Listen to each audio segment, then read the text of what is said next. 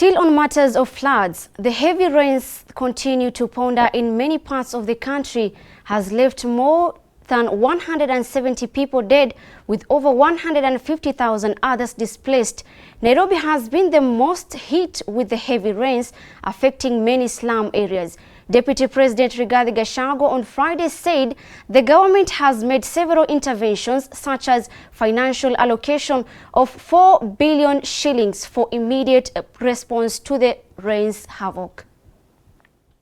The government has scaled up measures to mitigate the disaster caused by the ongoing heavy rains and floods. Among the interventions include resettlement of displaced families, restoration of bridges washed away by the raging waters, repair of critical infrastructure, activation of the National Disaster Response Center, and distribution of food, non-food, and pharmaceutical items to the affected families. We are trying to put up about 4 billion Kenya shillings as an emergency intervention from the National Treasury, and we'll make sure at least that the NYS that is doing a lot of work is sufficiently facilitated with resources to be able to carry out the work of settling the people who need to be settled, unblocking drainages, trying to help with the dams where the water is coming from.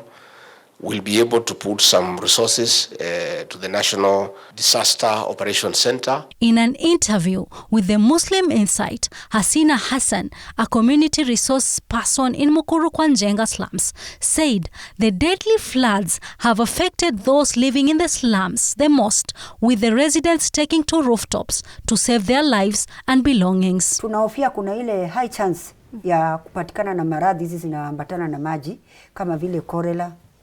typhoid, kwa sababu unapata pipes mingi saa hii zimesha break na ile maji chafu iwe ni ya choo iwe ni ya mto yote inapata kuingiana pamoja, inakuja na hiyo maji ndio bado wale watu wako hapo watatumia, kwa sababu hata saa hii tungepata ile response ya wale washikadau wanahusika na hiyo sekta wakuja kwa ground wapatiane hizo water treatment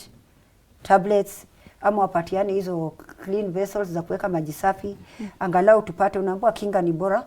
kuliko tiba. The floods have also damaged roads and infrastructure, with the government saying both the national and county governments will work together in mitigating the effects of the rains. We want to say kudos to the Red Cross that you are always there for the people of Kenya, and your response has always been fascinating and very effective, and we want to urge you to continue having that support. With rainfall expected to continue in the country, swollen rivers are posing a huge threat to Kenyans living in lowlands and along rivers. Late last year, more than 300 people died in torrential rains and floods in Kenya, Somalia, and Ethiopia, just as the region was trying to recover from its worst drought in 4 decades that left millions of people hungry. Reporting for the Muslim Insight, Saida Aboud Bilail.